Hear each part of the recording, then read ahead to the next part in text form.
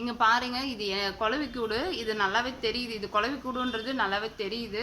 ஆனால் அது எவ்வளோ க்ரியேட்டிவிட்டியாக கட்டியிருக்குன்னு மட்டும் பாருங்கள், உங்களுக்கு நான் காமிக்கிறேன். இது வந்து ஒரு 2 to 3 months இருக்கும்.